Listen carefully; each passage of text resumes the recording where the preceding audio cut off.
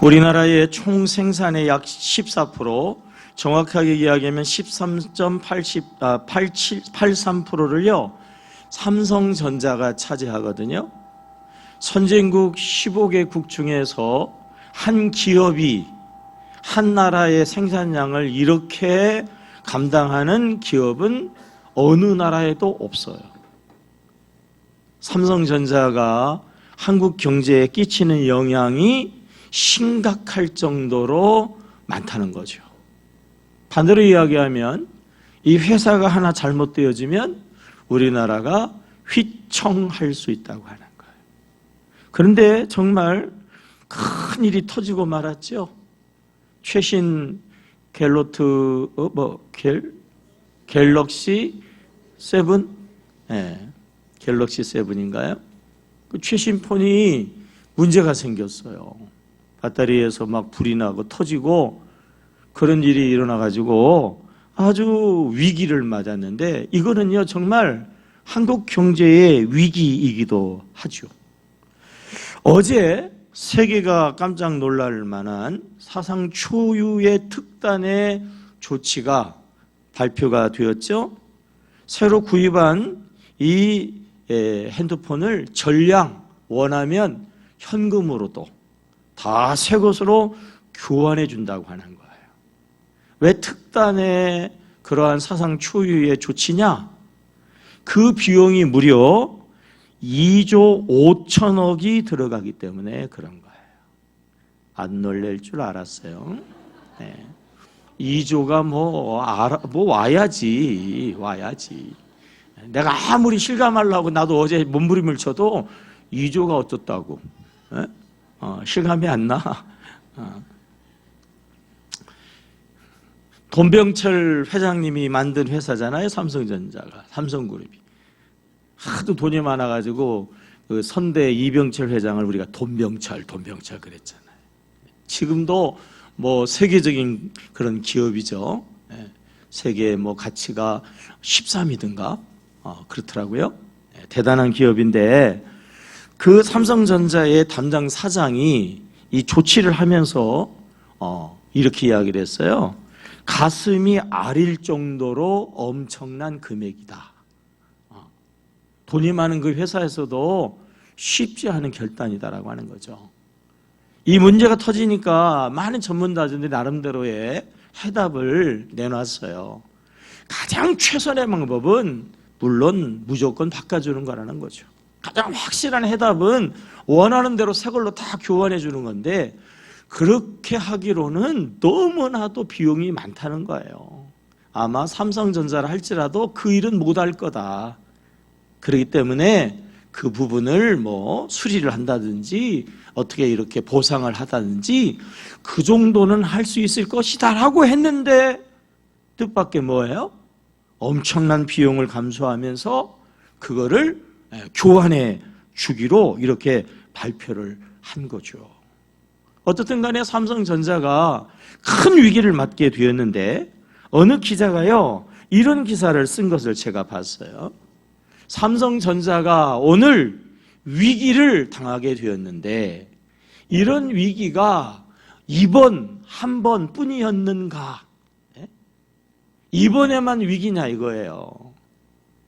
이전에도 숱하게 많게 계속 늘 위기 가운데에 지나왔다고 하는 거죠. 그 위기를 잘 기회로 선용하고 잘 극복했기 때문에 오늘 세계적인 기업이 되었다는 거예요. 전문가들도 예상하지 못한 통 큰 결단을 아주 빠르게 내렸으니까, 그러니까 아마 이것이 전화위복이 될 거다. 삼성의 제품을 팔면 그 제품에 대해서는 반드시 끝까지 보상을 해서라도 책임을 져준다. 이런 의식이 사람들 속에 심어지기 때문에 더 신뢰하게 되어지고 더 많은 사람들이 그 물건을 사게 될 거다. 그러니까 결과적으로 더 잘 될 거다. 이런 기사를 썼더라고요. 그렇게 될 줄로 믿습니다. 여기서 아멘 할 일은 아닙니다만은 그렇죠? 삼성전자가 좋은 거잖아요.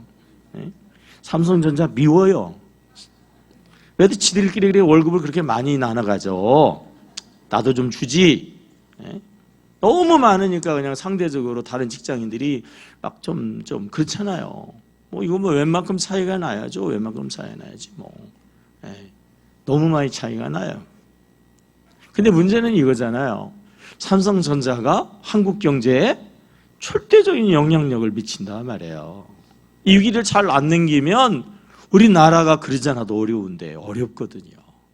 그래서 정말 잘했다고 생각하고 이 위기를 좀 잘 넘어가야 되는데, 위기라고 하는 단어는 뭐예요? 갑자기 닥치는 어려움을 이야기해요. 갑자기 삼성전자에 이 어려움이 왔다? 그게 아니다라고 하는 거죠. 기자가 이야기하는 거는 갑자기가 아니라 늘상 그런 위기가 늘 어려움이 있었다는 거죠. 그것을 잘 극복했기 때문에 오늘 삼성전자라고 하는 거죠. 교회 학자 레너드 스윗이라고 하는 분이 위기의 시대가 도래한다. 지금 위기의 시대다. 위기의 시대를 대비해야 된다. 자꾸 그 위기의 시대를 이야기하는데 그것을 정확하게 설명하면 위기의 시대에 위기가 찾아오는 게 아니다. 그렇게 이야기를 해요. 위기는 글자의 의미대로 갑자기 오는 게 아니라는 거예요. 우리의 삶의 자체가 위기의 연속이라고 하는 거죠. 위기의 시대가 옵니다. 위기를 대비해야 됩니다. 그 소리는 이미 우리 안에 있는 위기에 대한 각성을 시키는 의미다는 거예요. 계속적으로 위기가 찾아오고 위기가 지속되어지니까 우리가 그걸 잊어먹고 살아요. 그게 아니고 우리의 삶은 위기의 연속이다라고 하는 거예요. 근데 많은 사람들이 이 글자의 의미에 속아가지고 어려움을 당하게 되어지면 갑자기 나에게 예상하지 못한 위기가 찾아온 것처럼 그거를 크게 받아들이니까 낙심하게 되어지고 그리고 주저앉게 되어진다고 하는 거죠. 이전에는 없었는데 왜 나에게만 이 위기가 찾아오냐? 나에게만 찾아오는 게 아니라 모든 사람에게 어쩌다 찾아오는 게 아니라 늘 항상 언제나 위기는 상종하는 건데, 그래서 사람들이 이거를 오해해가지고 나에게만 그리고 갑자기 찾아오는 것처럼 생각해서 낙심하거나, 그리고 왜 나에게 원망하고 불평하고 불만하고, 이 원망하고 불평하는 것은요 삶에서 백해무익한 거예요. 아무런 유익이 없어요. 그러니까 우리가 그 위기라고 하는 단어에 속아서 불행한 삶을 살게 되어진다고 하는 거죠. 인생에 위기가 있느냐 없느냐 이거는 틀려요. 모든 사람들에게는 그 위기가 크냐 작으나의 그러한 차이일 뿐이지 다 모든 사람들에게는 위기가 있다라고 하는 거예요. 늘 항상 위기 속에서 우리가 살아가고 있고요. 이 위기를 어떻게 기회로 만드느냐, 어떻게 선용하느냐에 따라서 그의 인생이 달라진다라고 하는 거예요. 소위 세상적으로 성공한 사람들은 위기가 없이 순탄 평탄해서 저절로 달됐냐? 아니라는 거예요. 그들에도 똑같이 위기가 있었는데 그 사람들은 그 위기를 성공으로 바꿨다고 하는 거예요. 실패자들은 실패자들에게만 찾아오는 그 위기 때문에 그들이 실패했냐? 아니라는 거예요. 똑같이 당하는 위기를 당하는데 그 위기가 자기에만 있는 것처럼, 그 위기가 갑자기 닥친 것처럼 잘못 반응하니까, 원망으로 불평으로 반응하고 불만으로 반응하니까, 그러니까 계속적으로 불행해진다라고. 세상에요, 행복한 사람보다 불행한 사람들이 많대요. 왜냐하면 이 위기 상황 가운데에서 많은 사람들이 불평부터 해요. 위기 가운데서 많은 사람들이 자동적으로 근심하고 걱정한다라고 하는 거예요. 어떻게 보면요, 사탄에게 속는 거예요. 모두에게 항상 언제나 위기가 있어요. 이거를 극복하는 것이 인생이고요. 이것을 극복하는 자가 지혜롭고요. 이것을 여러분 잘 극복해서 복이 있는 여러분들이 되시기를 주의 이름으로 축복하겠습니다. 여러분 묻겠어요? 여러분들은 지금 행복하신가요? 불행하신가요? 행복하신가요? 불행하신가요? 이럴 때 말로만 이렇게 얘기하는 거예요. 얼굴에 다 써 있는데 뭐 얼굴에 다 써 있는데. 그래요, 여러분. 행복해야죠. 다 여러분 정말 행복하시기를 주의 이름으로 축복합니다. 우리는 행복한 존재로 하나님이 창조하셨잖아요. 모든 것을 만드시고 보시기에 좋았더라, 보시기에 좋았더라. 히브리어로 토브라고 그랬죠? 토브의 의미는 뭐라고 했어요? 행복이라고 그랬잖아요. 오늘 예배를 시작하면서 제가 기원의 말씀을 민수기 6장 24절로 했거든요. 구약의 축도예요. 구약의 축도. 하나님은 세 가지 복 주시기를 원하잖아요. 첫째가 뭐예요? 지은혜 권사님 복이잖아요. 그죠? 하나님이 복을 주시되 여호와께서 너를 지키시기를 원하시고, 두 번째는 여호와께서 그의 얼굴을 내게로 향하여 드사 뭐예요? 은혜 주시기, 지은혜, 은혜 주시기를 원하시고, 세 번째는 뭐예요? 여호와는 그 얼굴을 내게로 향하여 비추사 평강 주시기를 원하노라 말이에요. 너희들이 그렇게 빌면 하나님이 그 복을 그대로 주시겠다고 말이에요. 여러분, 하나님은 우리에게 복 주시기를 원하시는 줄로 믿습니다. 우리는 복된 인생이 되어야 할 줄로 믿습니다. 한 번 사는 인생 불행하고 말이에요. 세상의 수십억 가운데에서 단 한 사람과 만나서 가정을 이루고 부부가 되었는데 그 사람 때문에 행복해야지. 그렇게 만났는데 불행한 만남이 되어지고 가슴 아픈 그러한 부부 생활이 되어진다면 이건 안 되잖아요. 정말 존귀한 존재로 이 세상에 태어나서 정말 위대한 그러한 역사의 주역으로 얼마든지 위대한 인생을 살아갈 수 있는 우리 아들, 딸들이 말이죠. 부모들 때문에 그 능력이 제한되어지고 부모들 때문에 마음에 상처가 있고 아이들 마음속에 피눈물 흘리는 그러한 아픔들이 있다고 하면 되겠어요? 부모들로 인하여서 아이들의 꽃이 피어지고 아이들의 인생이 위대해지고 아이들이 정말 행복해야 되지 않겠습니까? 여러분, 축복의 그리고 행복의 통로들이 다 되어지기를 주님의 이름으로 축복합니다. 하나님 안에서 그렇게 되어질 줄로 믿습니다.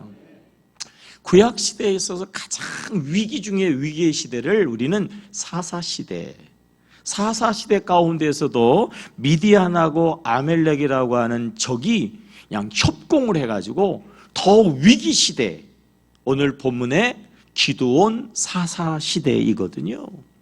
이 기드온이 이 미디안 사람들이 무서워가지고 밀농사를 하고 이제 추수를 하게 되어질 때는 어때요? 잔치거든요. 막 사람들 불러놓고 풍악을 치면서 음식을 나눠 먹으면서 막 잔치를 해야 되는데 적들이 다 뺏어가니까 몰래 포도주 틀을 이용해가지고 숨어서 몰래 밀수확을 하는 그러한 지금 장면이 본문의 장면이에요.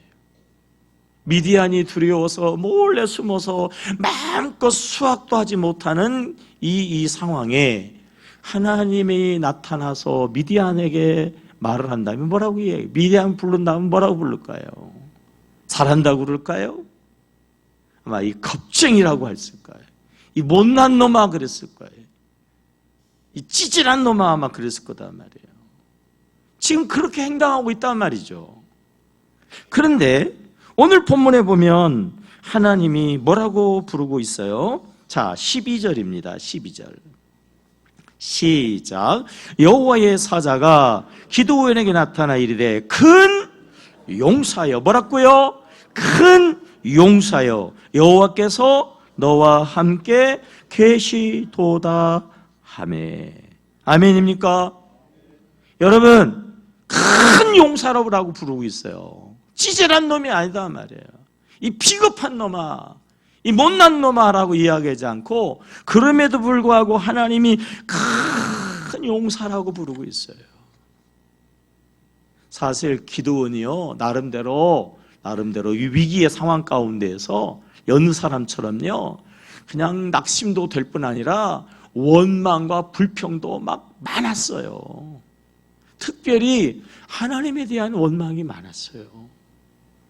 하나님이 우리를 사랑한다는데, 우리가 하나님을 창조의 하나님으로 믿는데, 우리가 왜 이렇게 위기 중에서도 큰 위기 가운데 우리가 쫙 농사에서 기쁨의 잔치를 하면서 수확을 거둬야 되는데 그냥 다 그것도 그냥 뺏길까 봐 두려워서 불안해서 몰래 숨어가 가지고 이 타작을 해야 되는 이 상황이 이게 어찌 된 일이냐 말이에요. 어른들의 이야기를 들어보면 우리가 믿는 하나님은 애굽에서 막 구원해 주시고 홍해 바다를 갈라 주시고 막 광야에서 뭐 물기둥 구름기둥 뭐 엄청난 역사를 행하셨다는데 도대체 지금 이 상황이 도대체 이게 어떤 사냥이냐 말이에요. 하나님이 계시냐는 거죠. 하나님이 살아 계시냐 말이에요. 하나님이 우리 편이냐 말이에요. 그러면 어떻게 이럴 수가 있느냐는 거죠. 그러한 하수연이 원망이 13절이에요. 13절 13절 시작. 기드온이 그에게 대답하되 오 나의 주여 여호와께서 우리와 함께 계시면 어찌하여 이 모든 일이 우리에게 일어났나이까. 또 우리 조상들이 일찍이 우리에게 이르기를 여호와께서 우리를 애굽에서 올라게 하신 것이 아니냐 한 그 모든 이적이 어디 있나이까. 이제 여호와께서 우리를 모아사 버리사 미디안의 손에 우리를 넘겨주셨나이다 하매. 뭐예요? 이 위기가 다 하나님 탓이라는 거예요. 하나님 우리를 버렸다는 거예요. 우리를 미디안 손에 그냥 넘겨버리니까 미디안 저것들이 시도 때도 없이 그냥 공격해 와가지고 다 뺏어가고 다 약탈해가고 우리가 이렇게 고통하고 고생하는 것 전부 하나님 탓이라고 하는 거죠. 그런데도 불구하고 하나님이 그에게 하시는 말씀, 그게 뭐예요? 16절입니다. 16절 시작. 여호와께서 그에게 이르시되 내가 반드시 너와 뭐예요? 함께 하겠다 말이에요. 그럼에도 불구하고 하나님은 말씀하시죠. 내가 너와 함께 하겠다라고 하는 것입니다. 이어서 말씀합니다. 그게 바로 14절이죠. 자, 14절 시작. 여호와께서 그를 향하여 이르시되 너는 가서 이 너의 힘으로 이스라엘을 미디안의 손에서 구원하라. 내가 너를 보낸 것이 아니냐 하시니라. 지금 기드온이 원망과 불평이 가득한 상황이라는 얘기는 최악이라고 하는 거죠. 아무것도 없다는 거예요. 절망 중에 절망이라는 거거든요. 근데 하나님이 뭐라고 그러냐면 네가 가서 그것도 네 힘으로 이 백성을 구원하라는 거예요. 힘이 어디 있어요? 힘이 어디 있어요? 죽지 못해 살고 있는데요. 아무런 힘이 없는 그런 상황이거든요. 그러니까 기드온이 하나님의 사자에게 반문하죠. 아니 내가 어떻게 이 백성을 구원할 수 있냐. 내가 속한 지파는 므낫세, 이스라엘의 12지파 중에서 가장 작은 지파. 그 작은 지파 중에서도 가장 작은 집, 그 작은 집에서도 가장 문열이, 가장 못난 내가 기드온인데 내가 어떻게 나도 스스로를 못하는데 이 백성을 내가 어떻게 구원하겠는가? 내가 무슨 힘으로 할 수 있겠는가? 그게 15절이죠. 15절. 그런데도 하나님이 또 이야기하시는 내용, 자 16절을 다시 읽어봐요. 시작. 여호와께서 그에게 이르시되 내가 반드시 너와 함께하리니 내가 미디안 사람 치기를 한 사람을 치듯 하리라 하시느니라. 무슨 얘기입니까? 하나님이 함께 하시는 이것이 너의 뭐라는 거예요? 힘이다, 그런 이야기예요. 네가 무엇을 가지고 이 백성을 구원하냐? 네 말이 맞다는 거죠. 가장 작은 지파에서, 가장 작은 가문에서 너 스스로 네가 이야기하는 것처럼 정말 어떻게 보면 미련하고 어떻게 하면 보잘것없는 네가, 네 앞가림도 못하는 네가 어떻게 하겠냐 말이에요. 그러나 내가 너와 함께 한다는 거죠. 그러면 너는 큰 용사가 된다는 거예요. 그 힘을 가지고 나가고 그 힘을 가지고 이 백성을 구원할 수 있고 그 힘을 가지고 이 백성을 구원하라고 하는 것입니다. 오늘 삶의 위기 가운데 있는 성도 여러분, 정말 어느 때보다도 누구보다도 큰 위기 중에 있다고 생각하시는 여러분들이 있다면 오늘 하나님의 음성을 들으시기를 바랍니다. 오늘 하나님의 말씀하십니다. 너는 큰 용사다라고 말씀하신다 말이에요. 용사는 무슨 얼어 죽을 놈의 용사예요. 힘이 어디 있고요. 지금요 상황이 어떤 상황인데요. 그런데도 하나님이 말씀하십니다. 내가 너와 함께 한다 말이에요. 이게 힘이란 말이에요. 이게 힘이다. 이 힘을 가지고 위기를 극복하라는 거죠. 이 힘을 가지고 큰 용사 되라고 하시는 거예요. 여러분, 하나님이 큰 용사라고 하면 큰 용사인 줄로 믿으시기를 바랍니다. 하나님이 큰 용사라고 하시면요, 큰 용사예요. 아니, 우리는 이미 하나님의 자녀의 권세자들인 줄로 믿습니다. 하나님이 이미 우리와 함께 하신단 말이에요. 그러한 믿음을 가지고 위축되지 말고 위기라고 하는 단어에 속지 말고 말이죠. 사탄의 함성에 속지 말고 담대함을 가지고 믿음을 가지고 하나님의 믿음으로 나아가라라고 말씀하시는 거예요. 하나님이 이렇게 또 이야기하고 반드시 너와 함께 한다고 아주 막 확실하게 이야기한다고 그래가지고 금방 믿어지겠어요? 어때? 그렇다고 막 아멘 할렐루야가 됩니까? 그래가지고 하나님의 사자하고 기도원하고 오늘 성경에서는 생략이 되었지만 아마 오랫동안 장시간 실강의를 하고 이건 왜 그렇습니까? 아니 하나님이 함께 하신다는데 이건 왜 이렇게 된 겁니까? 아마 실강의를 한참 했을 것 같아요. 시간이 오래 지나갔는지 기도원이 하나님의 사자보고 이야기해서 잠깐 계세요. 내가 집에 가서 오랫동안 배가 고프실 것 같으니까 내가 집에 가서 고기를 준비하고 떡을 구워 오고 그리고 국까지도 내가 마련해 가지고 오겠습니다. 그래가지고 집에 가가지고 양을 잡고 떡을 굽고 그리고 국을 끓여가지고요 가지고 이 하나님의 사자 앞에 왔어요. 그랬더니 하나님의 사자가 그 고기와 떡을 큰 바위가 있는데 그 위에다 올려놓으라는 거예요. 국을요 그 위에다가 쏟으라는 거예요. 국을 쏟았어요. 그러니까 여호와의 사자가 손에 들고 있는 지팡이를 그 재물을 향하여서 가리키게 되어지니까 불이 나와서 그 재물을요 싹 불태워서 하나님이 그 재물을 받으시는 것을 볼 수가 있죠. 자, 여기서 이제 중요한 질문이 들어옵니다. 불이 나왔거든요. 불. 그 불이 어디서 나왔냐 말이에요. 어디서? 그 불이 어디서 나왔을까요? 여호와의 사자가 지팡이를 가리키니까 불이 나왔겠죠.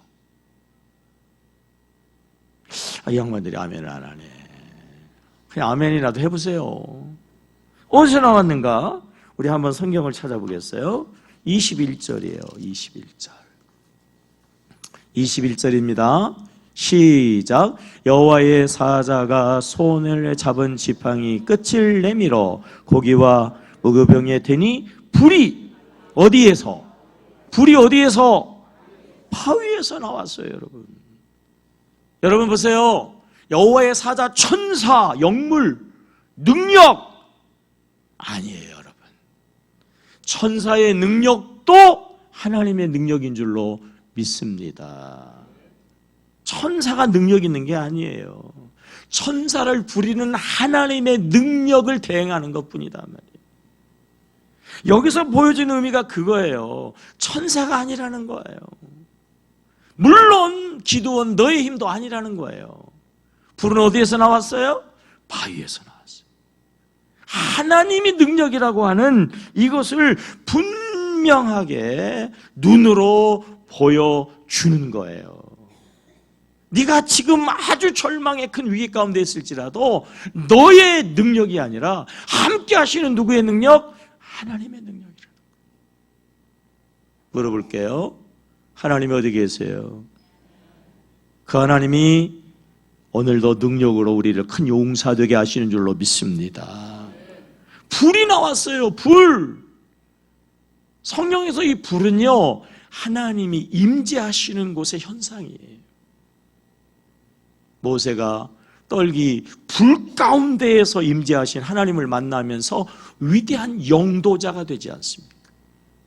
3년 반 동안이나 가뭄이 들어가지고 막 자식도 잡아먹는 판에 갈멜산에서 엘리야가 불을 받으니까 3년 6개월의 가뭄을 한순간에 해결하는 큰 비가 오잖아요.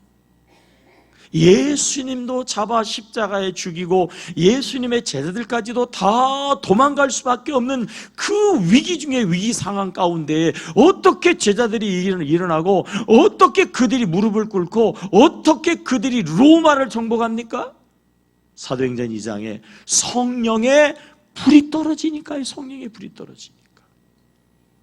아멘입니까? 성령의 불이 임해야 할 줄로 믿습니다. 성령의 불은 뜨거운 거거든요. 열정이다라고 하는 열정. 야, 내 믿음이 크도다 말이에요. 큰 믿음을 이야기하는 거예요.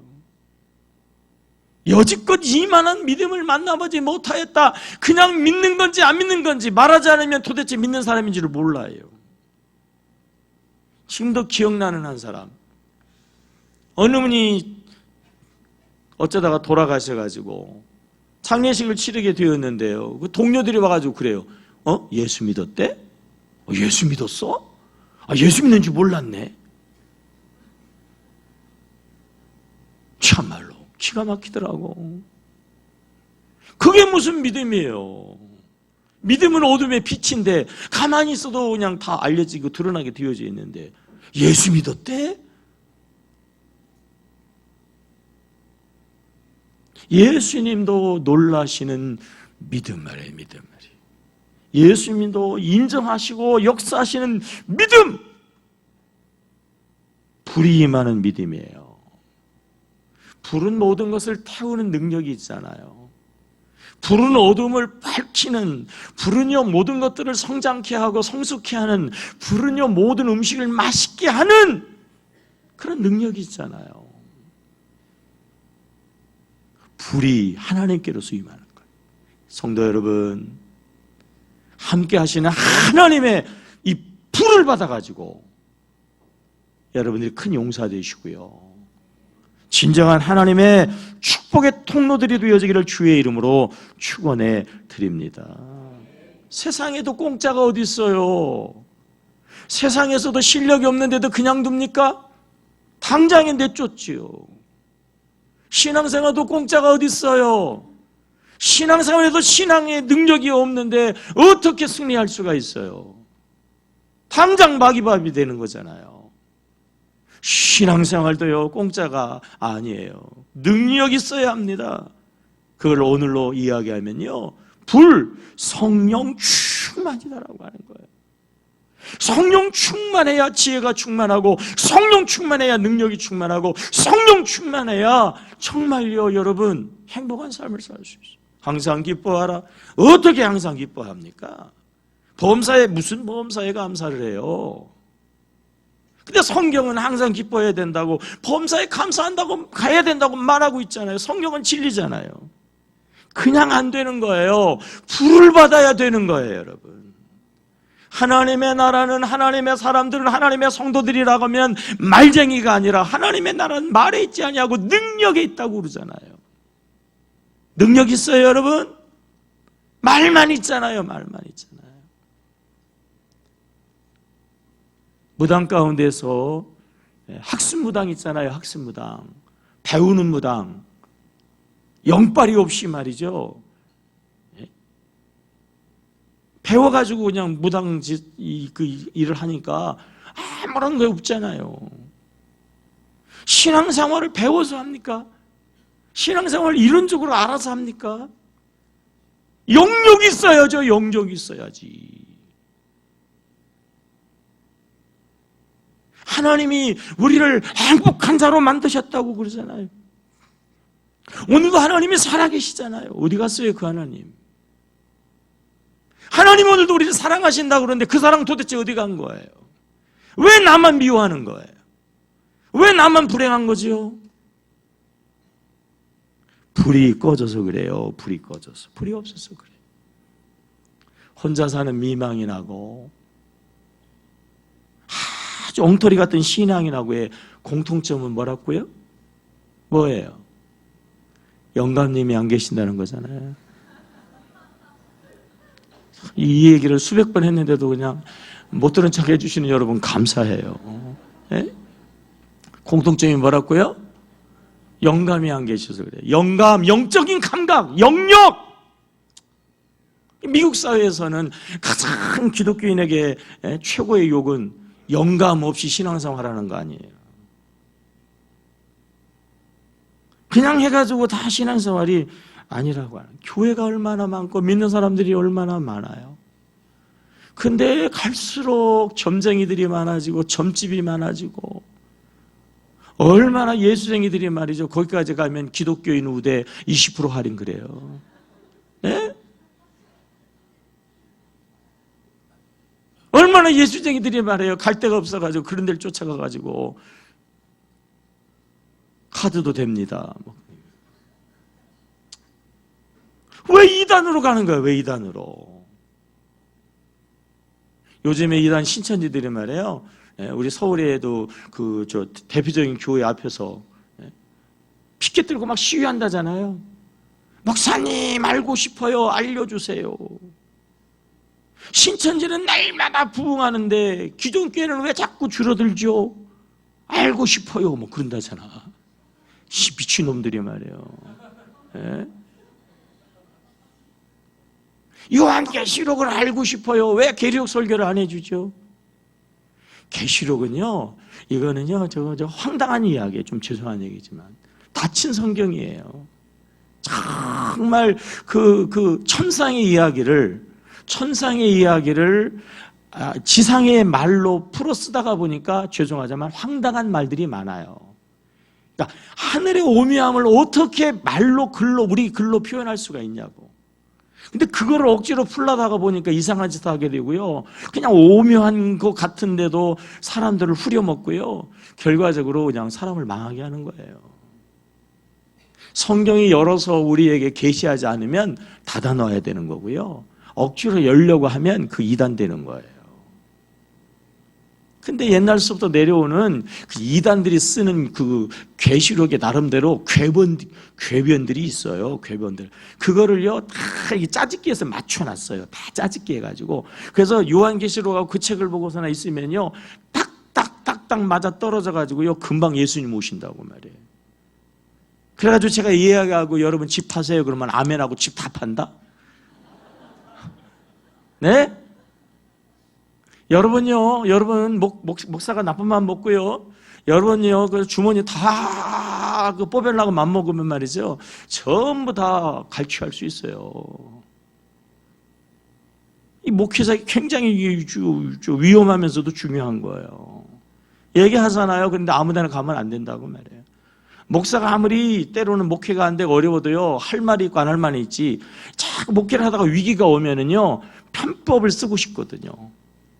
그 중에 하나가 계시록을 가지고 성도들 농락하는 거예요. 계시록.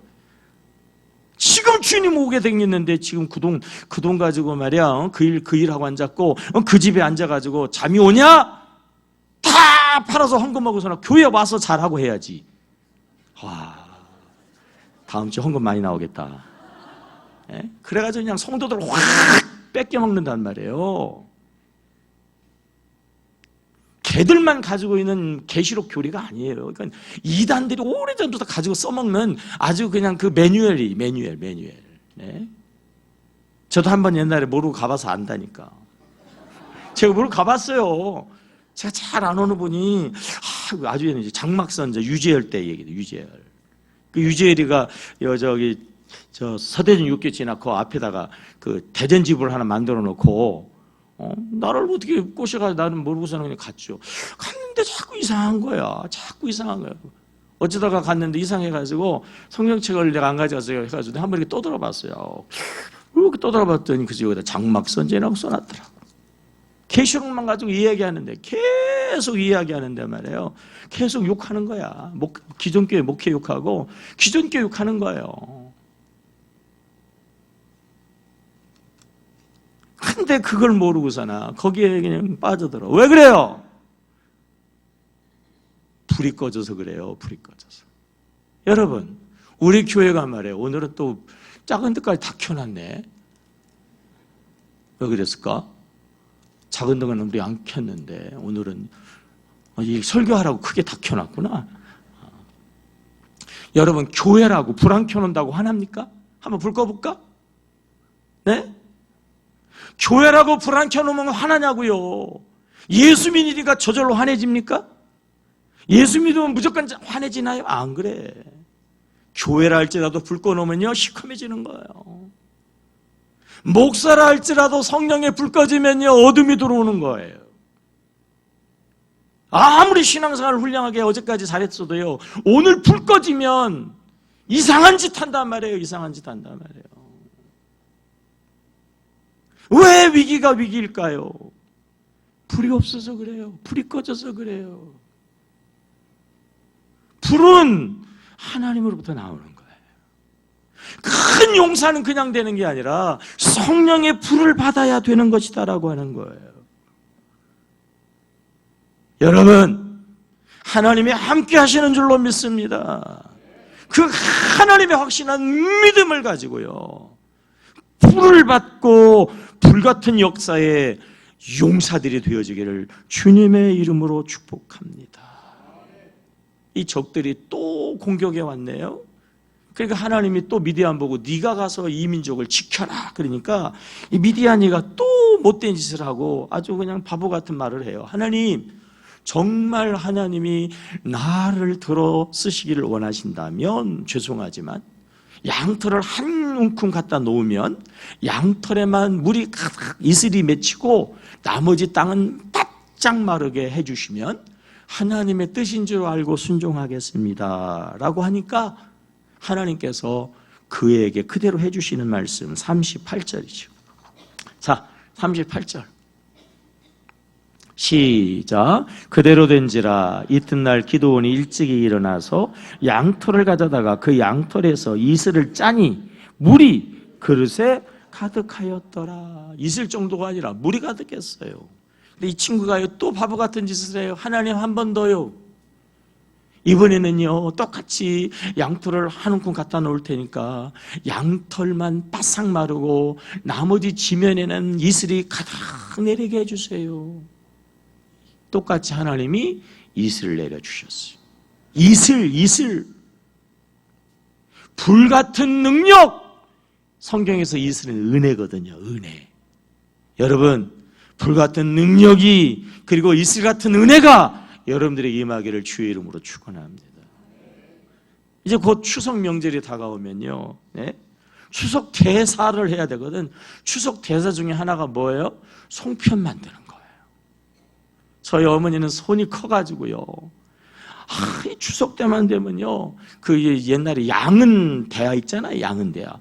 거기다가 그냥 송편 반죽을요, 막 이따만큼 해놔요. 우리 집은요, 아들만 6, 아버지도 남자, 그리고 여자는 엄마 혼자예요. 그냥 우리가 가면요, 보란 듯이 딱 펼쳐놓고 혼자 앉아가지고 송편을 만들어요. 뭐라는 얘기예요? 와서 해라는 얘기야. 송편을 남자가 그렇게 만지고 앉았어요. 이렇게 그러고, 말이야 남자가 말이야. 그 어떻게 하겠어요? 뭐 그거 그냥 밤새도 못할 판인데 이거 가득 붙어서 한다고 말이에요. 그래서 송편을 제가 잘 만들어요. 우리 형제들 중에서 송편을 제가 제일 잘 만들어요. 제발 송편 대회 좀 했으면 좋겠어요. 예? 상 좀 받아보게, 자랑 좀 해보게. 얼마나 수십 년 갈고 닦은 실력인데 아직까지 써먹을 기회가 없어요. 제발 좀 안 먹을 테니까 하지 말라고 그래도요. 그런다고 해놓고 다음에 가면 또 이만큼이었어요. 먹을 만큼만 하자고 그래도. 옛날에는 손님들이 오면 다 마을 사람들이 나눠줬어요. 그래가지고 그냥 다 이렇게 하고 누가 오고 가면 꼭 빈손으로 안 보내시니까 늘 그렇게 많이 준비를 했어요. 요즘에는 사다가 먹으니까 사다 먹읍시다. 그래도 그냥 그냥 솔잎까지 따다와가지고 막 쪄가지고 내니까 역시 맛은 있어요. 네. 거기다 검은 콩도 넣죠. 거기다가 녹두도 이렇게 하죠. 꾀도 넣죠. 와, 침 나온다. 요즘에 사 먹는 송편에서 그런 맛이 어디 나와? 하나 먹기도 어렵잖아요. 억지로 그냥 먹으라니까 먹는 척이나 하지 요즘 또 먹겠어요. 그러니까 참 원래는 그렇게 수고해가지고 해야 되는 건데 요즘 그렇게 안 하죠. 송편을 만들게 되어질 때 가장 중요한 게 뭔지 아세요? 가장 중요한 건요 반죽이에요. 반죽이 잘 되면요 아주 송편 만들기가 쉬워요. 반죽이 너무 지르면 자꾸 이게 묻어요. 그럼 구멍 나고요. 그리고 이게 잘 안 돼. 너무 되면요 끝을 이렇게 눌러주면 딱딱 붙어야 되는데 벌어져. 그러면 짜증나요. 이게 그 속에 들어갈 게 막 겉에도 묻고 말이죠. 영 작품이 안 나와요. 보기도 좋아요. 먹기도 좋은 건데 말이에요. 영 작품이 안 나오거든요. 반죽을 잘 적당한 물기가 있도록 촉촉하게 만들고, 그거 해놓고 못이 그 보자기로 딱 덮어놓고 또 중간에 가끔 가다가 주물러주고 이렇게 해가지고 항상 일정한 습도를 유지해주고 이래야 됩니다. 송편 하나도 그냥 만들어지는 게 아니에요. 적당한 습기가 있어요. 신앙생활에서도 그래요. 이슬 같은 은혜. 우리로 이야기하면 오늘 눈물이 있어야 된단 말이에요. 십자가를 바라보면 십자가에서 나를 위해 달려 돌아가신 예수의 은혜와 사랑이 내 가슴 속에서 눈물이 되어야 된단 말이에요. 십자가를 쳐다봐도 아무런 것이 없다. 목마른 사슴이 시냇물을 찾아 헤매는 그 피땀 흘리는 그 땀과 피. 이 여름에 얼마나 더웠어요.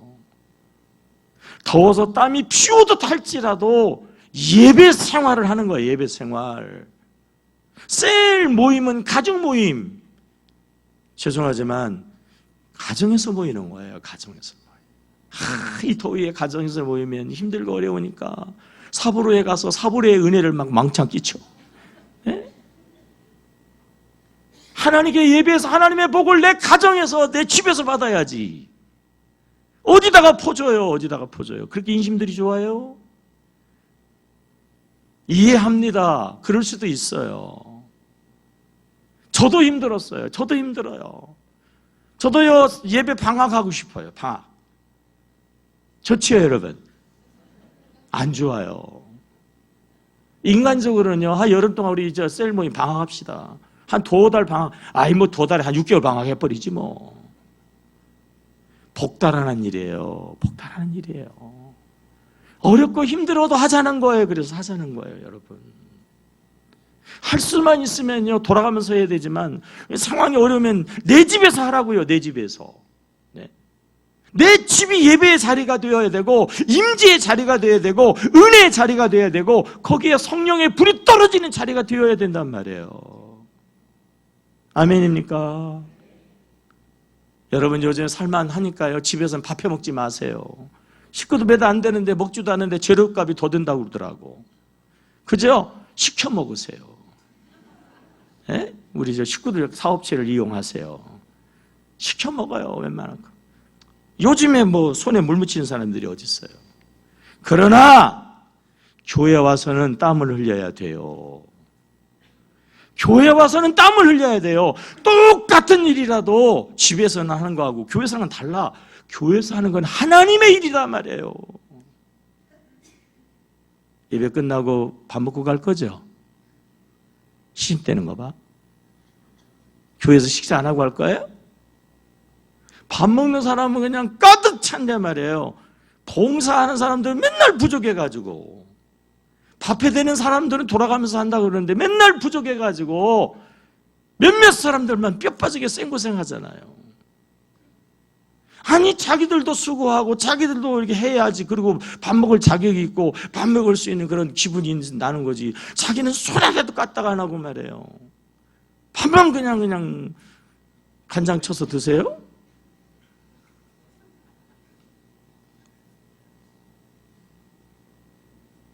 집에서는 하지 마요. 집에서는 하지 마요. 사 먹으라니까 집에서는. 네? 그래 교회에서는 뭐 해야 된다? 해야 돼요. 그래요. 뭐 어느 교회들처럼 우리 교회도 말이에요. 한 두 사람 사가지고 식당에다 딱 박아놓고 당신들이 알아서 하라고 그러면 재료비도 절약되어지고 양념값도 덜 들어가고요. 원가도 절약되어진다고 말이에요. 그게 중요해요? 아니에요. 하나님의 일을 내가 한다라고 하는 그 자리, 그 일, 그 땀, 그 눈물, 거기에 하나님의 복이 있단 말이에요. 아멘입니까? 네. 해야죠. 교회 학교를 위해서, 네. 우리 성가대를 위해서. 오늘은 그냥 딱 4명씩 딱딱마다 땡 했네. 더 들어가도 안 되고 더 나와도 안 돼 이제. 딱 됐어요. 이제. 왜요? 하나님의 은혜가 있기 때문에 그래요. 아멘입니까? 예. 헌금 좀 하세요. 헌금 좀 하세요. 금년 들어가지고 처음 이야기하는 것 같은데 또 시험 들라. 교회에서 돈 얘기. 여러분 지금 제가 돈 얘기하는 게 아니라 헌금 얘기를 하는 거야. 돈이 아니에요. 헌금이에요. 하나님께 드리는 거단 말이에요. 정말 생명과 같은 돈을 우리가 얻기 위해서 피와 땀과 눈물을 흘렸잖아요. 그죠? 근데 이걸 하나님께 드린다고 할 때에 정말요 손이 떨린다고. 정말로 이게 쉬운 거 아니에요. 그러나 그럼에도 불구하고 드려야지. 그래야 은혜가 임하니까. 그래야 불이 떨어지니까. 아멘입니까? 여러분, 불이 임해야 될 줄로 믿습니다. 은혜가 임해야 될 줄로 믿습니다. 미디안 군대가요 13만 5천 명이 왔어요. 근데 사사시대 군대가 없어. 나라가 아니야. 그러니까 자원병들이 이렇게 모아가지고 모인 사람이 3만 2천. 아무리 방어하는 사람들이 절대적으로 유리하다 할지라도 웬만해야 뭐 이게 되는 거지. 3만 명 가지고 13만 명을 어떻게 방어합니까? 말도 안 돼요.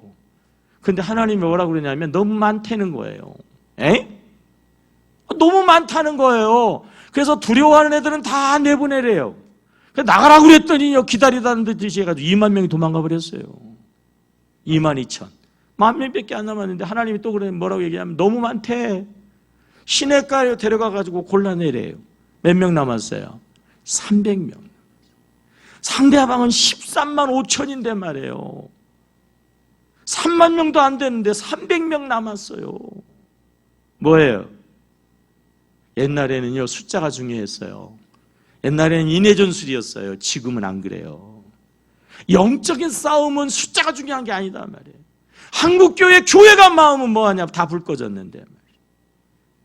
문직교회 성도들이 많으면 뭐예요? 다 불 꺼졌는데. 소용없어요.